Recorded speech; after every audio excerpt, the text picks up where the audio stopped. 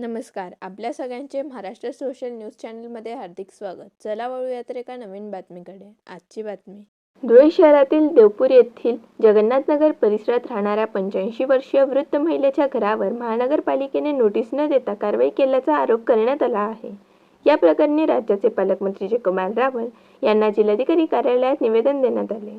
राजकीय दबाव आणि जातीय द्वेषातून कारवाई झाल्याचा आरोप करत पीडित महिलेने आमरण उपोषण सुरू केले असून निष्पक्ष चौकशी, नुकसान भरपाई आणि पुनर्वसनाची मागणी करण्यात आली आहे.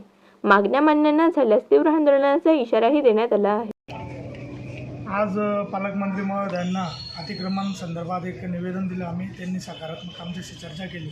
विषय असा होता की जगन्नाथनगर धुळे येथील प्रभाग क्रमांक 6 मध्ये जगन्नाथनगर येथील एक दलित कुटुंबाचं 85 वर्षाची आजीबाई, तिचा मंडाबाई रघुनाथ बाले यांचं अतिक्रमण कोणती नोटीस किंवा कोणती पूर्वपरवानगी न देता किंवा त्यांचं कोणतेही पुनर्वसन न करता फक्त नगरसेवकांना ज्या लोकांनी मदत केलेली आहे त्या लोकांना खुश करण्यासाठी नगरसेवकाच्या दबावाला बळी पडून आयुक्त साहेब तसेच जे अतिक्रमण विभागाचे माइनकर किंवा प्रसाद जाधव असतील यांनी नगरसेवकांच्या दबावापोटी त्या एका गरीब महिलेचं अतिक्रमण पाडलेलं आहे.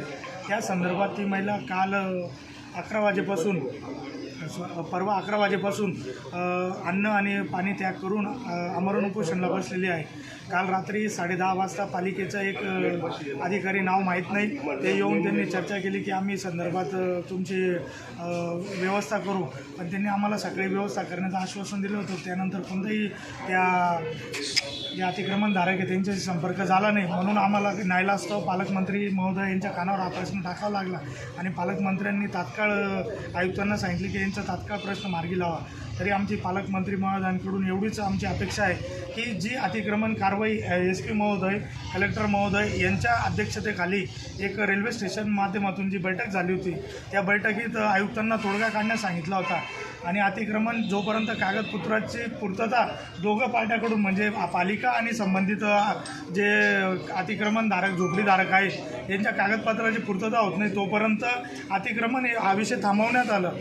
परंतु त्या दिवशी हा विषय थांबता नाही, धुळे शहरात सगळीकडे अतिक्रमण बंद झालं आणि एका वैभवी दुसाने यांचे पती जे नगरसेवक पदाचा गैरवापर करत आहे आणि एक दुसरे कमलेश देवरे आणि एक दुकानदार आहे, ज्या दुकानदाराचे चंदाबाई नाव आहे, त्या 3 लोकांच्या दबावाला बळी पडून आयुक्त साहेब फार आमचे हुशार आहेत. परंतु त्यांना कागदपत्राचा अभ्यास नसावा असं मला वाटतं. कारण ती जागा पालिकेच्या मालकीची आहे किंवा नाही आहे याचाही चौकशीचा तपशील न घेता त्यांनी आमच्या मंडाबाईचं अतिक्रमण पाडलेलं आहे. जर आज येत्या 5 वाजेपर्यंत जर आम्हाला जर कोणत्याही प्रकारचा न्याय पालकमंत्री महोदयांच्या सांगितल्यानंतरही आयुक्तांनी दिला नाही तर पुढे आंबेडकरी युवक संघटन जे आमच्या धुळे जिल्ह्यात एकदम ताकदीने काम करतं आणि प्रत्येकाला न्याय मिळवून देतं, ते आंबेडकरी संघटन येत्या 5 वाजेला आमची पुढची दिशा ठरवणार आहे आणि ते आम्ही तुम्हाला 5 वाजेनंतर जाहीर करणार आहे. जय भीम.